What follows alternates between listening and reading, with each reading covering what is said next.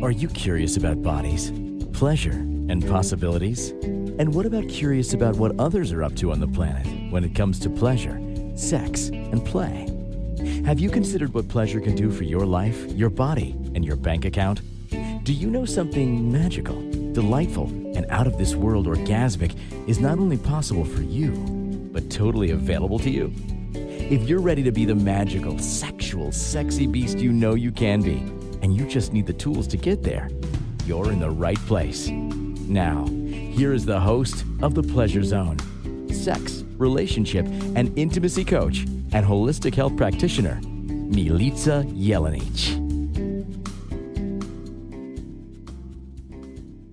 Welcome, my sweet pleasure seekers. If you're wondering, am I a pleasure seeker?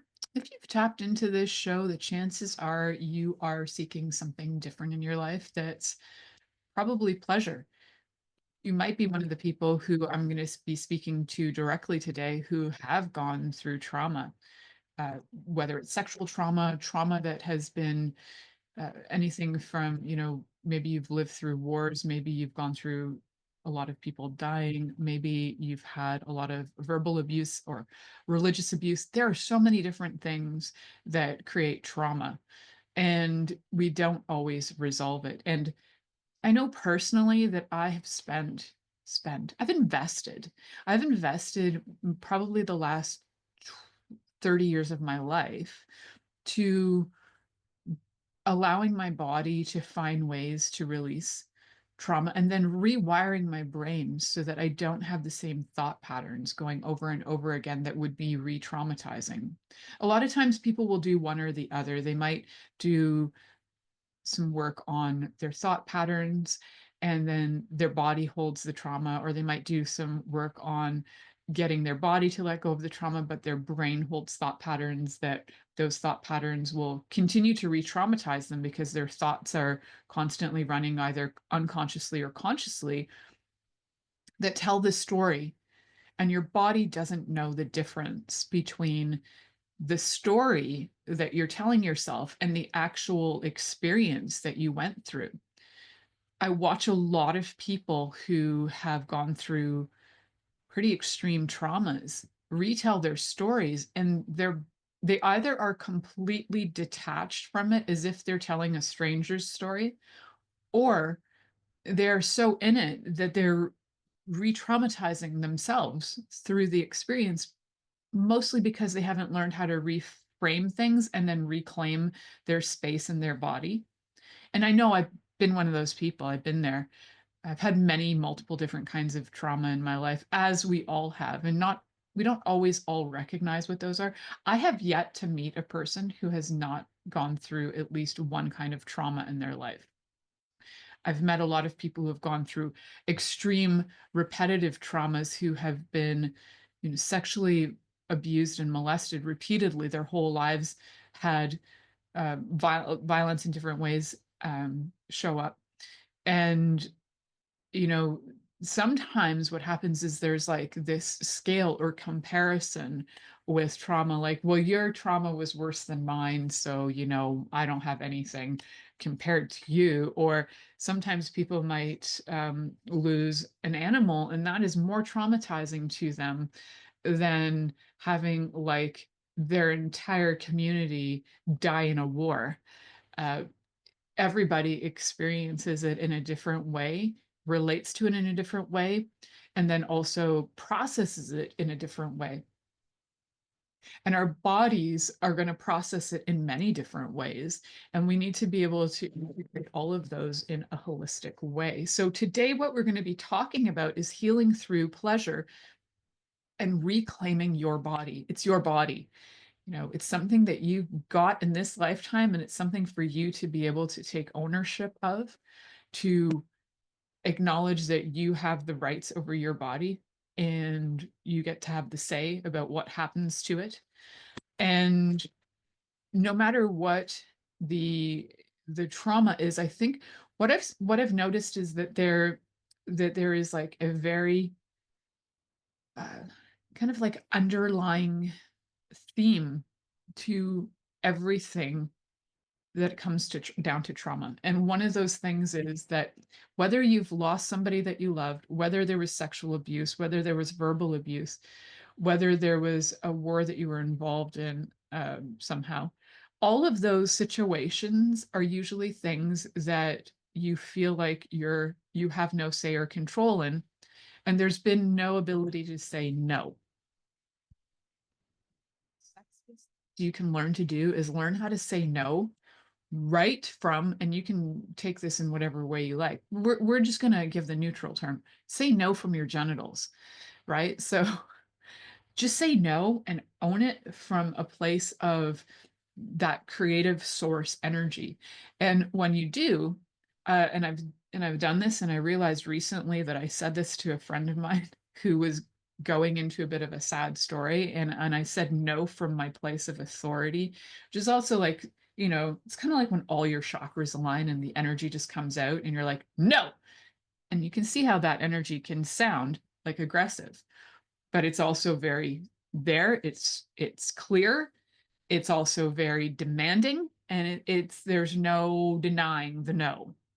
So if anything you get out of this show today is that part of learning, relearning, because I think we're innately born to be able to experience pleasure, because whilst do clitorises exist, I mean, 8,000 nerve endings for pleasure only. I do think we're born to have pleasure, but also like we've been trained out of that. And how do we reclaim that? And one of the things I think we need to learn how to do is learn how to say no with authority, mean it, have the energy behind it, and use it as a tool to be able to actually step into more pleasure. So know what you desire and be able to say yes to the things that you would like, and the definite no's to the things that you are not choosing. If you're giving wishy-washy no's and the energy is like, well, no, I don't know, it's both confusing to you and your body, and also to whoever is supposed to be receiving that. So if you can really dig deep into your being, get really present, feel your feet, take those deep breaths and really like get into that body. And one fun breathing technique that I like to do to get into my body and like relax my body. And I'm going to give you guys some tips and tools throughout this whole episode, but play around with me on this. My nose is a little stuffy today, so this might sound more aggressive than usual, but I like to breathe in for 8 through my nose really aggressively, and then breathe out really aggressively. So I'm going to show you what that looks like. So it's like and then out. And what that starts to do is it starts to reset your nervous system. And you can get fun and silly with that. Like you can breathe in from like the depths of your toes, like sit, feet on the ground, stand, get your body connected, and you breathe in and then out. And your lips will start to flap. They might start to feel tingly, and then you might feel silly. But you know what? If it brings up laughter, fantastic. It's shifting energy.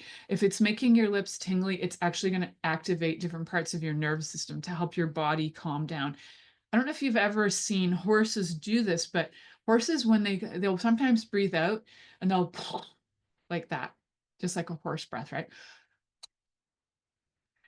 So you can breathe in. That also calms down your nervous system.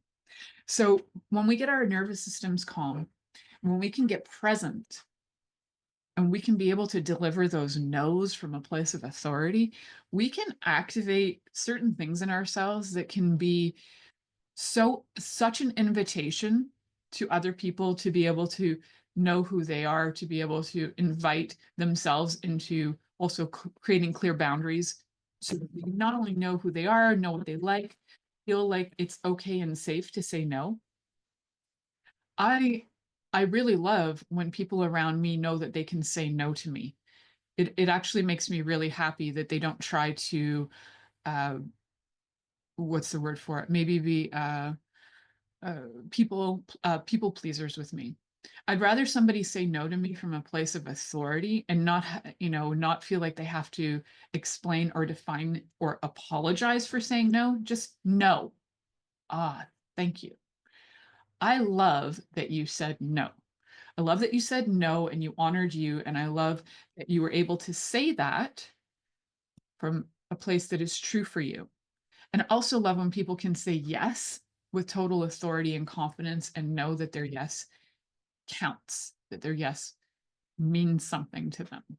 So both of those are really good practices to start to play with, just to be able to get into the energy of what and and like when somebody asks you, do you want to try this or do you want to try that? When it comes to pleasure seeking and pleasure play, when you truly know your no's and you truly know your yeses, and you can go over to my website, milicajelenic.com, milicajelenic.com. And on there, I have a do's, don'ts, maybes list, which is similar to like a yes, no, maybes list. And then you can get really clear on what are your yeses, what are your no's, what are your maybes. Look at that list. And under your no category, if there's nothing on my ideas that I've put on there, go and find some things that are going to be a clear no for you. And you can play with that in your own way, in your own time too. And sometimes even seeing yourself in the mirror say no to certain things can also bring up some stuff to help you become more aware. How do you look when you say no? How do you feel when you say no? What is it like being witness saying no? Witnessing yourself say no is also really good. I'm a really big fan of using mirrors for work, because a lot of times we don't see ourselves and we don't really know what do we look like when we say that. So we don't want to say that. We don't want to, it's just a form of observation. So get in front of the mirror, get that list. What are the things on your nose? Say, for example, on your nose list might be, no, I'm not interested in having somebody put a hot metal rod in my anus. Cool. No. Well, it's actually not even on my list, guys, but I mean, you can go extreme and put that on your list to be like, no, I do not want a hot rod shoved up my anus. Cool. We know that. We know that. And you can feel the energy in it. And you can hear when somebody says it with authority. No, I don't. No, no, no. Can be a lot of fun. Practice your nose.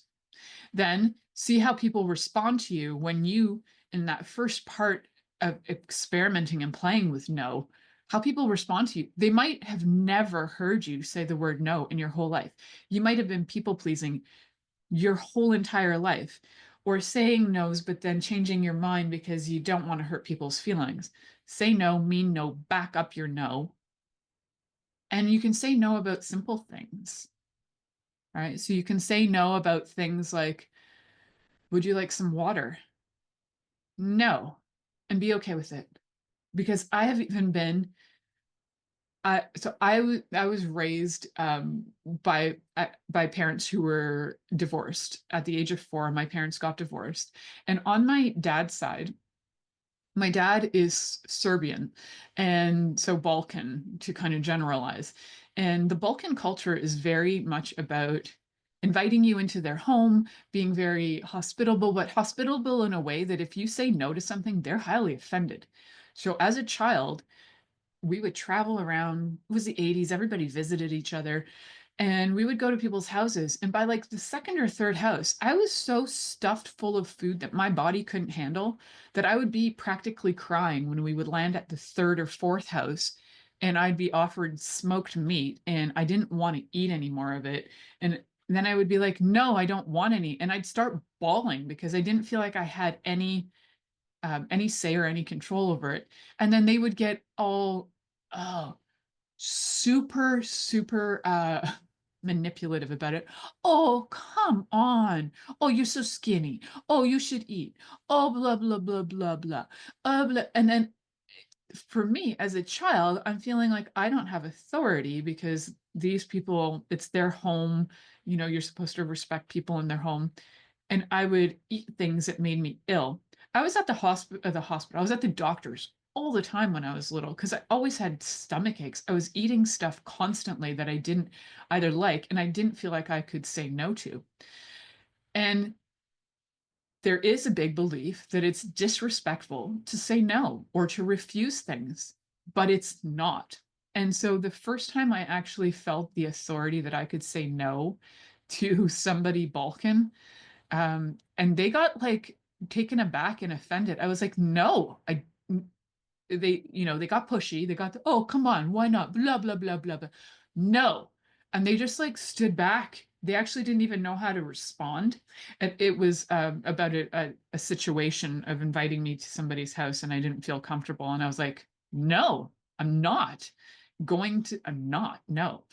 And it was a very interesting reaction from the people that I refused to go to their home.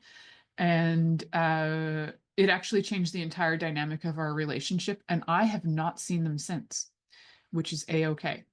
So we're going to head to uh, our next commercial break, our first commercial break. And when we come back, we're going to talk about some tips and tools. We started with no, which is a really good one to play with. And we're going to play with some other tips and tools on how to come into more pleasure through healing. And part of that healing is saying no. So when we come back, we're going to head off to our commercial break. And when we come back, we're going to continue this episode of The Pleasure Zone here on Inspired Choices Network. Are you secretly a voyeur, wondering what's going on in other people's sex lives? What if now is the time for a totally different sexual evolution? Are you interested in people who are pioneers of different sexual and pleasurable practices? Lean in now with Milica Jelenic, where she will entice you and your body to know your own pleasure zone. On the Pleasure Zone radio show, with sex, relationship, and intimacy coach, Milica Jelenic, you'll receive tools, inspiration, and a foundation to allow yourself to receive more in your sex life, and quite possibly other areas of your life as well. Listen for The Pleasure Zone with Milica every Monday at 8 p.m. Eastern Time, 7 p.m. Central Time, 6 p.m. Mountain Time, and 5 p.m. Pacific Time on InspiredChoicesNetwork.com.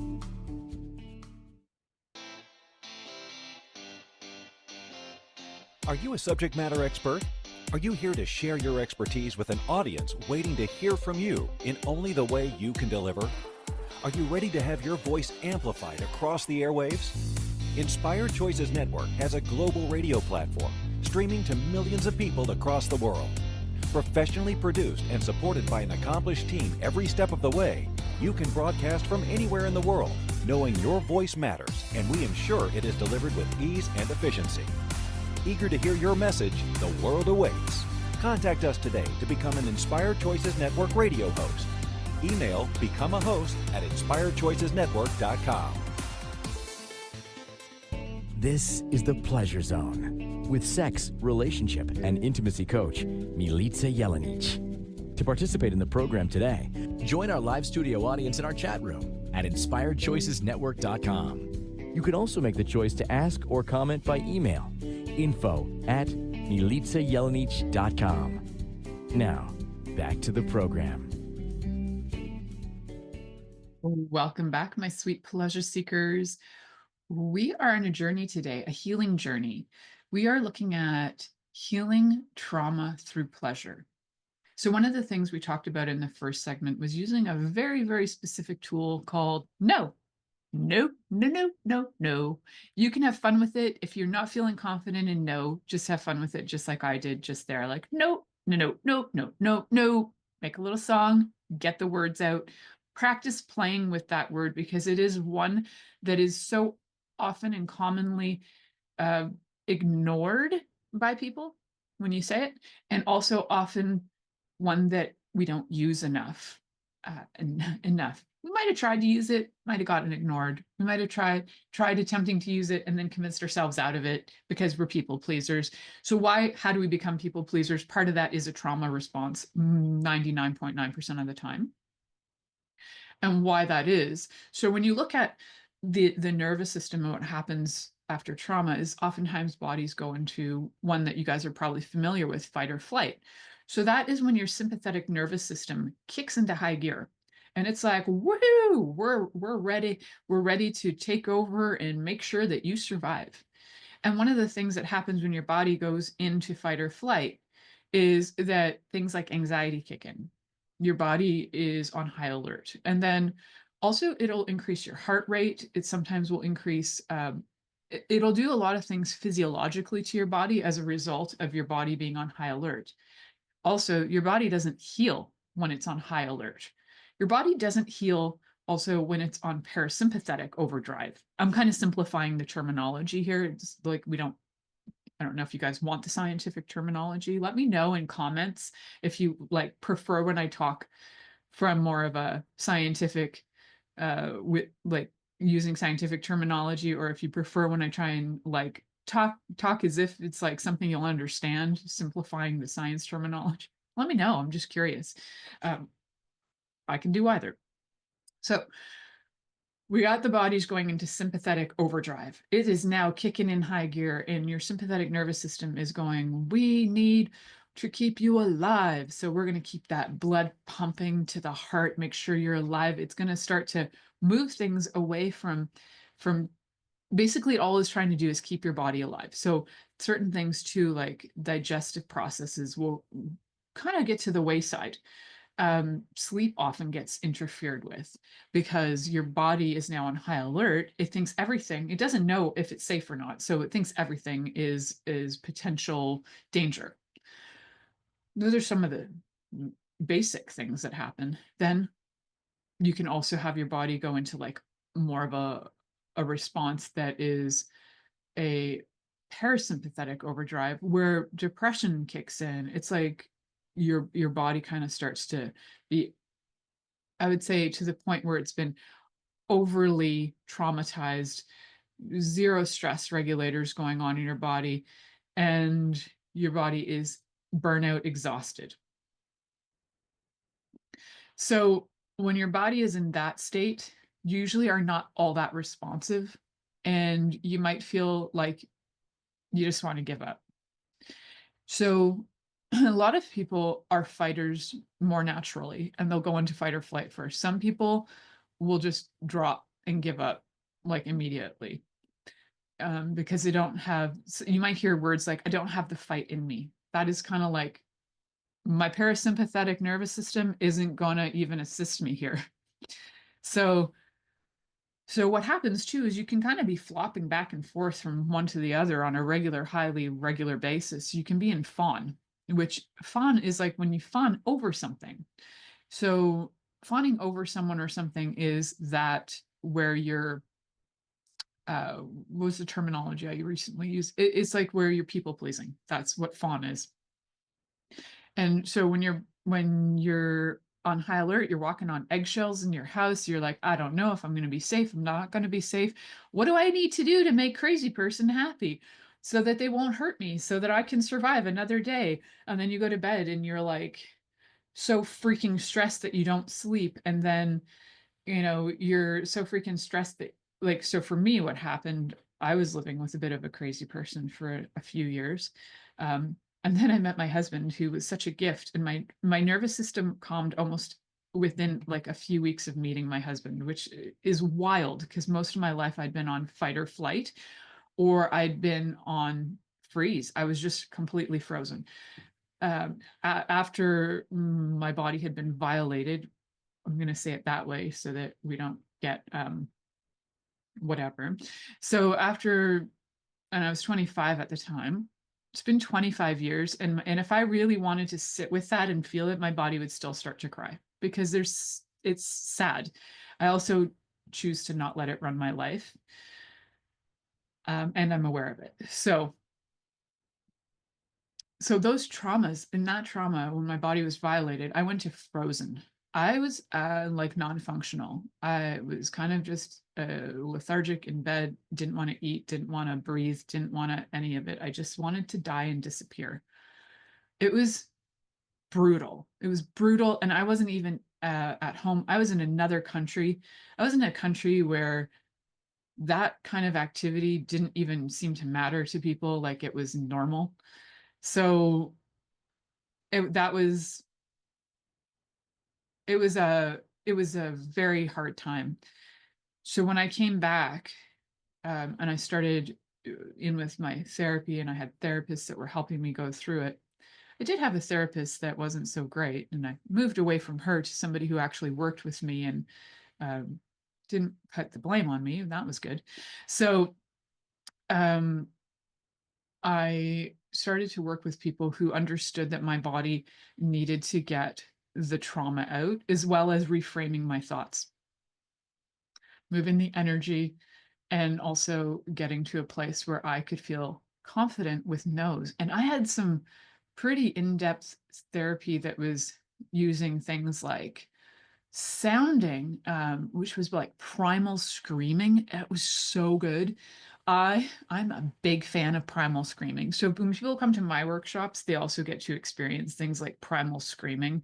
It's part of my training as well. And there's something so uh, freaking uh, I don't know, enlivening. It gives you life, invigorating. That's a word. It's so invigorating to do a really good primal scream. And your body sometimes goes into tremors, and sometimes it lets go of things, and sometimes you're like, who am I now? It's great. I love it. It's not the only thing I do in workshops, but it is one of the things. So if you're ever interested in coming to one of my workshops, I have half-day workshops, full-day workshops, 2-day weekend workshops, and I'm looking at potentially having even longer ones, like 3 to 7 day workshops. But it's something that I think people do need to build up and have some work with me in advance before they jump into like a 7-day or a 3-day workshop. So primal screaming, super helpful. And so looking at the nervous system, I'm going to jump back to that. I know I go on tangents, guys, and talk about myself and my healing and all that jazz, but I want you guys to know that there are some really cool things out there that you can use. So it's not necessarily about me telling my stories, but letting you know there's a lot of things out there that can be actually fun in a way. It's like healing can be fun. It doesn't have to be traumatic and tragic. And I'm a fan of adding play and fun to the healing so that healing is an invitation rather than like something that feels like drudgery. And healing can feel like drudgery at times. So as much as we can bring in the fun, the better it is so that we keep choosing it because our nervous systems need it. So you're going to fight or flight. Your body doesn't know how to regulate. We did talk about that first breath work in the first segment. And let's play with that again. So it's that just like breathing in and then, you know, my lips aren't doing it right now, but like pretend like you're a horse. Let that out. Blow it out, make the noises, whatever you want to do. But it is fun when your lips do flap a bit like a horse. So have fun with that. And get your nervous system regulated. Breath work is free. I mean, you could take courses in it, absolutely, and you're paying for that. Cool. Yes, for sure. And you could take workshops in it. Yes. And then there are some simple ones you can just do on your own as a daily practice. Breathing in for even 5 or and breathing out for 5 is great. It's a regulating breath. Breathing in for 8, out for 8 is a more of a deeper breath. And I'm a big fan of doing like those breaths out that make noise because our bodies actually hold on to a lot of different noises and noises we haven't been able to express. I know that even I probably even did this to my child was like, sometimes there's like excessive amount of like noise that children are just like screaming and you're like, can you please just quiet down? And so sometimes we quiet down those noises, even though the body wants to make noise to regulate. And having the space and permission to do that is phenomenal. So whether you're going to a practitioner to have that space to be able to regulate and get those noises out that you were never allowed to do, or whether you're doing it on your own time, please make those noises. So whether you're just even like breathing in, it's like, ah, I know a lot of people who get really annoyed when people breathe out like aggressively. I see it as a like, good job, you are letting stuff out. And yes, it can be annoying to some. So if you are somebody who gets annoyed by other people making sounds, probably my workshops aren't for you. But if you're okay with it and you want to make some noises too, awesome. Come on by. And sometimes it's good to look at like, why does that bother you? Is that bothering you because you weren't allowed and given permission to make noise? So if you had been allowed to give permission to make noise, would you feel better? When I started to give myself permission to make those deep out breath noises and they can even start to sound orgasmic, like, ah. Like I have an amazing client who's every time she gets on the table, her body goes into the orgasmic size. It is the cutest. She's like, I feel so good. And she'll just be like, oh, and her body undulates and goes into like these amazing sighs of relief and stress release. And it's beautiful. It's a really beautiful thing. So when our bodies do that and we're given permission to do that, and we give ourselves permission to do that, it is so good for letting out the trauma, for regulating your nervous system. And then we got to retrain the brain, right? And I'm a really big fan of things like EMDR for retraining your thought patterns. I am not an EMDR practitioner, and really good EMDR practitioners are also psychotherapists or psychologists. They have extensive training. So if you are looking for EMD therapists, I would look at somebody who is either a psychotherapist or is and has additional EMDR training. Don't just go for the person who's gone for that weekend workshop and decides that they're doing EMDR. That is not your best choice. Other trauma related work that I'm actually currently studying is something called family constellations. And I'm a big fan of that. It kind of incorporates things like Gestalt therapy in order to be able to navigate the space of what's going on in your life. And I'll talk about that more later on, as it's like a 4-year program for me. So I'm only in my first few months, but as I learn more, I will share that with you guys. And if you are curious about that, there are a lot of practitioners out there as well. Find ones that are well studied, who have practiced and have gone to the work themselves. So part of my study is I'm going to get to go to those workshops. And when I do, I will update you guys on how that is for me.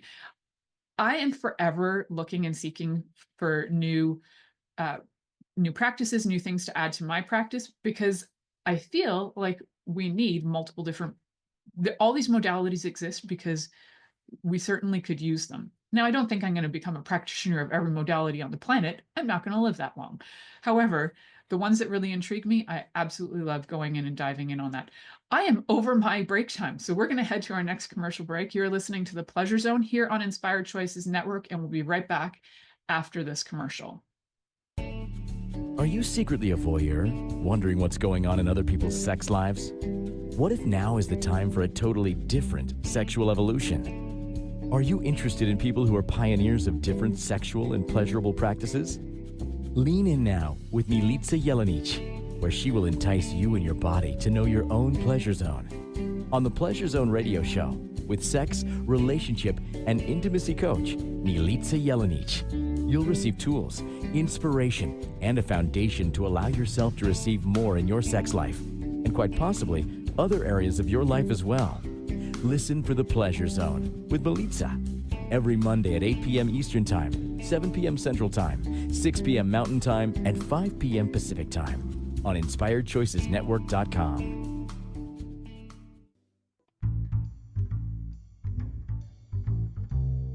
How wonderful would it be to carry your favorite Inspired Choices Network host with you throughout your day?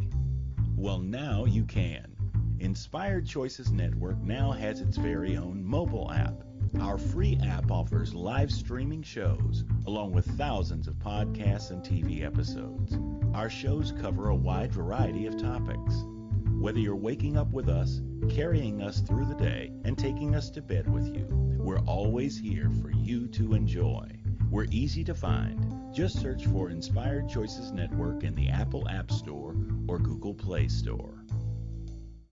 This is the Pleasure Zone with sex, relationship, and intimacy coach, Milica Jelenic. To participate in the program today, join our live studio audience in our chat room at InspiredChoicesNetwork.com. You can also make the choice to ask or comment by email, info@MilicaJelenic.com. Now, back to the program.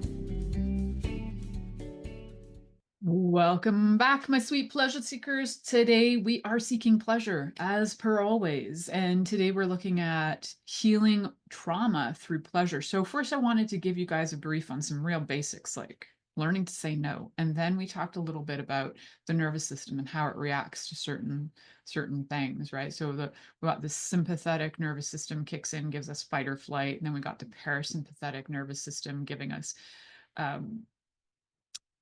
freeze, and then we got these combinations with fawn, and there's other ones. By the way, like, people are always adding stuff to this, so we're just going to keep it simple for this. So what we want to do is regulate our nervous system in order to have pleasure. What? Yeah. So even when you're playing with things that are like BDSM, you can still have your nervous system regulated first, even though you might be going into a situation that kicks in your fight or flight, which is cool. And, you know, you can also use BDSM for wellness. That's a whole other conversation. And what we want to do is bring our bodies to a place of calm. Why? Because calm is where we heal. So in order to get our bodies to heal, we need to be able to feel calm, connected, and part of community. I know those 3 C's are really important. Being calm, being connected, and being part of community are actually 3 of the things that when your parasympathetic nervous system is calm and your body is not in fight or flight or freeze, that you start to be able to relate to others, you have clear boundaries with others, you are able to create connections that others see, and your communication will also be honored. So learning those no's are really helpful in creating those boundaries and being able to create connections and be able to, you know, stand in your authority in front of others as well. And every once in a while in life, you might find that you walk into somebody that you're like, oh, now I remember, that's something I'm going to continue to work on, is standing in my authority. I recently had a reminder of that, where for like the last probably 20 something years, I was like feeling pretty clear in my authority. Well, especially the last 10 years, since 12 years since meeting my husband. He is such an invitation to allow you to be in your authority that it's like he's actually more comfortable when I am feeling in my authority than when I'm not. He's like, something's off. You're not being your authority self. And he doesn't use those words, but he's like, something's off. When I'm off, the whole house is off, apparently. So if you can be in your authority, you can be an invitation to others to also relax, but then you can relax, and it's like this reciprocal thing that happens. So if you aren't being that, then you're going to create like an energy that's like a static, and it kind of feels awkward, and people will feel awkward around you. And then there's like this kind of misunderstanding around who is the authority or not, or anyway, it creates confusion. And I recently had a reminder of that, which was actually really good for me, so that I could go, okay, I really thought I had that one down, and now I get to work on that again. That's the beauty of healing, guys. So healing is not, it's not a destination, it's a lifestyle. Healing is that thing that you choose to do so that you can invite yourself to be like more and more of yourself every day. And healing is something that will often remind you when things will come up, triggers, we'll call them, will come up, to allow you to remember what still needs to be worked on. And it might not be with everyone, it might be with certain energies. So what I learned was that there are certain people who I had seen as more authoritative than me, where I was still questioning my authority in front of them. And I was like, wait a second, I need to get really clear on this.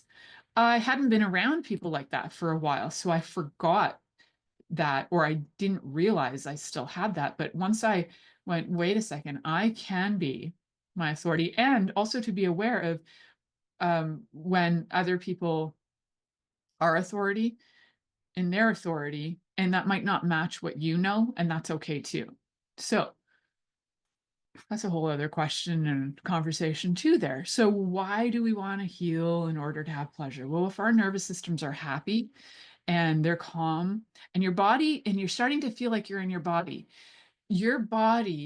will start to respond differently to things, right? If you're not in fight or flight, then when somebody goes to touch you, if somebody touches you when you're in fight or flight, your first response might be to react, or like you might get your shoulders up. You might want to punch. You might want to respond in a way that's aggressive when you're in constant fight or flight. If you're in froze, somebody could touch you and you're completely disconnected and you leave your body and you're like, I'm out of here. I'm out of here. When you're calm and connected and somebody touches you and you can be present with somebody else's presence, what a gift. That's where dynamic healing comes from. conversation we have when we talk about somatic stuff, somatic breath work, somatic body work,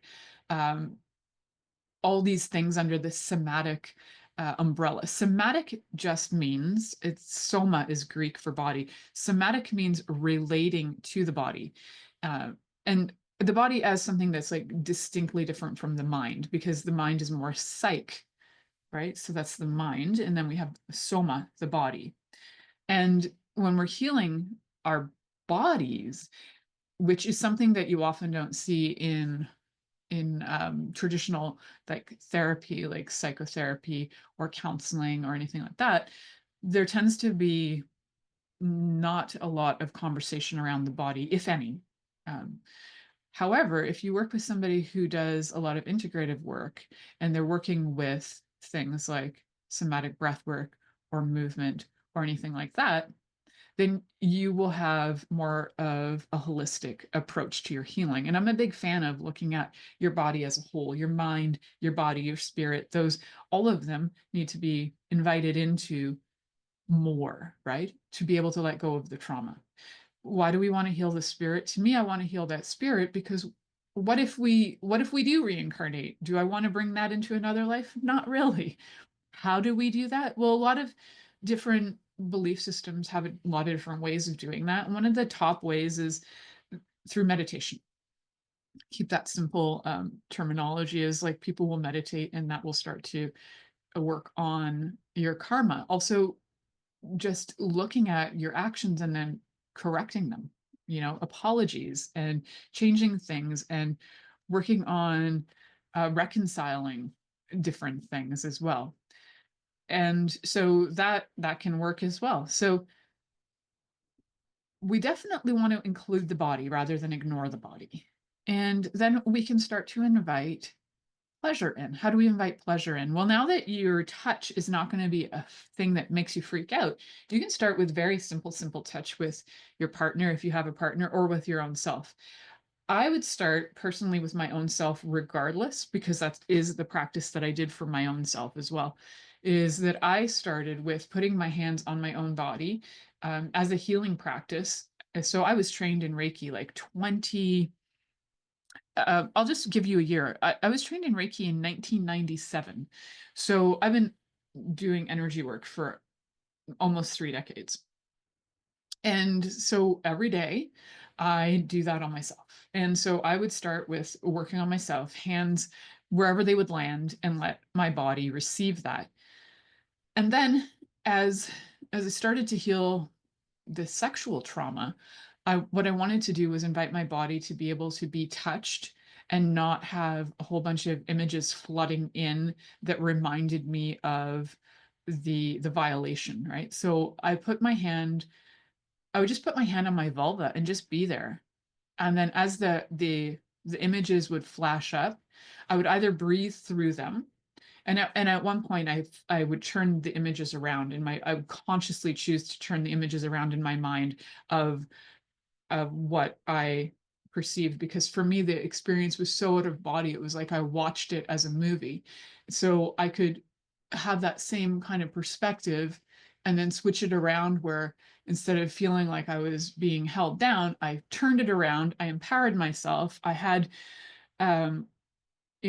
I took all these skills that I developed and I flipped it and I got out of the room, right? And that was like super empowering. Well, I did a few things to the dudes before I left the room and felt very satisfied, like ripping off testicles and things like that. So that was like very satisfactory. And it wasn't about, I didn't do that in real life. I didn't like go attack them, but I needed to switch the energy, feel empowered. And I don't know what happened to them in real life, because they are in another country and I don't even know them. They were complete strangers. So I flipped that around, and then my body could start to receive touch in a way that I didn't like escape every time somebody would go to touch me. It's like the hands would go on certain parts of my body and I would go zip, skip, I was out of there. And if you've ever had a violation of any kind, you might know what I'm talking about. It's like you completely disconnect and you're not there, and like touch will sometimes throw you for a loop. And so getting what we call grounded, so being in your body, is really helpful. noticing your body, being confident that your body is going to be okay. And one of the things you can do is check your environment too. Like, are we good? Are we safe? Breath out, right? So it's really good to check your environment, because a lot of times you could be so stuck in that fight, flight, freeze, fawn mode that you don't even realize that you're reacting to, it could be a sound in your environment. There could be like a buzzing that's driving you crazy and keeping you on high alert. And until you get calm and quiet enough, you don't realize that that sound is aggravating you. Go turn off the sound. Take a deep breath. Breathe. Let your body feel calm again, and then check, am I safe? And then, so for me, I like to do the breath work. There was a doctor that had a program on this station for a number of years, and he referred to it as the 4-4-8 breath work, which is actually, it's not his breath work, it is a breath work. But what I like to add to that breath work, so you breathe in for 4, you hold for 4, and I like to add checking your environment, am I safe? And on my breath out, I will literally say out loud, I am safe. And that helps to also regulate the nervous system. There are also simple ways to like regulate things like anxiety, where, you know, you can put your hand on your right, left, your right eye, and then just look up, take some deep breaths, and your body will start to calm down. So there are simple methods. You just want to be able to bring your body to calm. Yeah, so we're going to talk more about different things, how we're going to add more pleasure. We talked about the hand on the genitals as a good start, and like reframing the thoughts in your brain before like really going for anything sexual. Just get your body used to touch. I think it's really important to do this in baby steps, especially if the trauma's been there for a very long time, or even if it's been there a short time. We just want to do it in baby steps to reacclimate yourself to your body, to reacclimate yourself to touch and be safe and feel confident in your yeses and nos, and that you've got your back on this. So we're gonna head to our next commercial break. You're listening to the Pleasure Zone here on Inspired Choices Network. We'll be right back. Are you secretly a voyeur, wondering what's going on in other people's sex lives? What if now is the time for a totally different sexual evolution? Are you interested in people who are pioneers of different sexual and pleasurable practices? Lean in now with Milica Jelenic, where she will entice you and your body to know your own pleasure zone. On the Pleasure Zone radio show, with sex, relationship, and intimacy coach, Milica Jelenic, you'll receive tools, inspiration, and a foundation to allow yourself to receive more in your sex life, and quite possibly other areas of your life as well. Listen for the Pleasure Zone with Milica every Monday at 8 p.m. Eastern Time, 7 p.m. Central Time, 6 p.m. Mountain Time, and 5 p.m. Pacific Time on InspiredChoicesNetwork.com. This is the Pleasure Zone with sex, relationship, and intimacy coach, Milica Jelenic. To participate in the program today, join our live studio audience in our chat room at InspiredChoicesNetwork.com. You can also make the choice to ask or comment by email, info@milicajelenic.com. Now, back to the program. Welcome back, my sweet pleasure seekers. So I have a question in the chat room, and the question is, how do we know if our parasympathetic nervous system is not calm? So here's a few things, guys. If you're feeling depressed, and whether you're feeling depressed or you've been diagnosed with depression, your parasympathetic nervous system is not calm. If you have weight gain that doesn't seem to go away no matter what you do, your parasympathetic nervous system is probably not calm. Your cortisol levels will be up. That's going to hold on to fats. It's going to increase certain things like different hormones. Another thing that you might notice is that you have zero motivation. Your body doesn't want to do squat at all the time. So if you are feeling like your parasympathetic nervous system is not calm, and there's a lot of other factors too. If you look up the polyvagal response, there are a lot of really great charts on Google. I'm going to be having a lot of resources on my website over the next few months, so always keep checking back in. I have a bunch of PDFs I'm working on to share with you guys, but I'm really a fan of the polyvagal response, and I think it's really key in looking at these things and like, what are some of the things that people go through when they are in different response modes. And like that burnout factor is really there with parasympathetic nervous system not being calm. So yeah, also sometimes blood pressure will be strange, could be erratic, could be low, could be all kinds of things. So I think it's one of the things to just note that if your parasympathetic nervous system is not calm, one of the things you can do is just start walking. Just get some movement going so that your body um, so can actually start to realize that you're alive.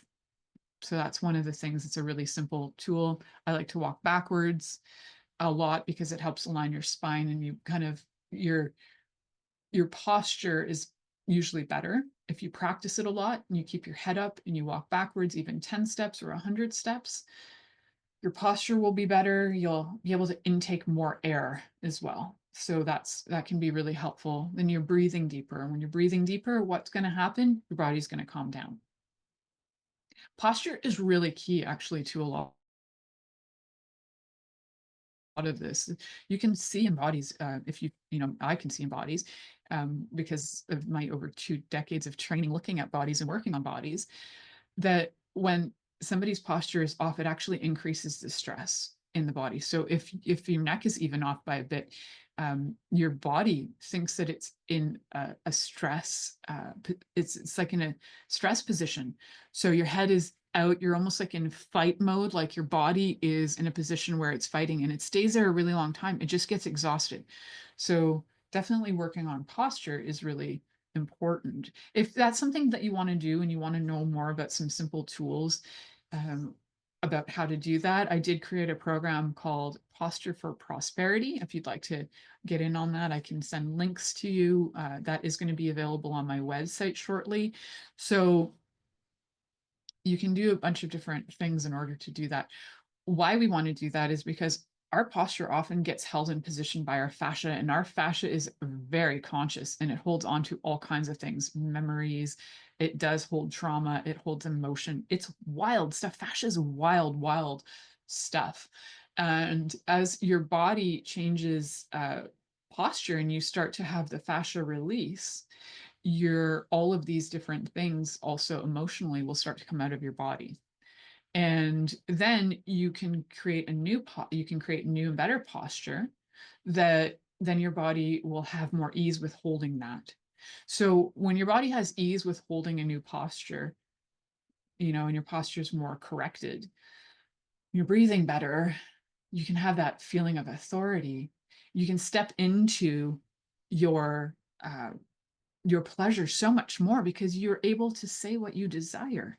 You're able to share that with people, and you're able to do that with yourself, whether that's self-pleasuring or that's pleasuring with a partner. And I realized that you guys might have been looking for some things like go have sex from behind. And that can also be helpful too, because the rocking forward motion, if you're in doggy position, is actually really good for the nervous system too. It's probably why, like for me, I love that position. I find it so incredibly soothing. And so finding different positions for your body sexually that help your body feel soothed. And there are other ones that can help your body feel soothed as well. But if you happen to like doggy style sex, it might be because it's actually incredibly soothing at the same time as arousing to your body. So super healing, right? How do we heal through sex? Well, that's one of them. How do we create more pleasure? We create it on a daily basis by inviting our bodies into it, by noticing when anything that is highly stressful is staying with us, and then doing some simple tools like breath work to get that out of your body, then doing simple movements and stretches to let the fascia let go of it, to going to somebody and letting them work on you so you can receive and let your body just relax into receiving. It's really key as well. I love getting my body worked on by, like, there are certain practitioners that my body just loves to have work done by. And so having that is really helpful. And then if I'm one of those people for you and you want to test that out, well, just join me and contact me through milicajelenic.com and find my resources over there too, and my different classes and tools. I'd love to connect with you. Thank you for choosing to listen to The Pleasure Zone with with sex, relationship, and intimacy coach, Milica Jelenic. We'll return next Monday at 8 p.m. Eastern Time, 7 p.m. Central, 6 p.m. Mountain Time, and 5 p.m. Pacific on InspiredChoicesNetwork.com. We hope you'll join us. Until then, have the best week of your life by choosing to be turned on and tuned in to your body.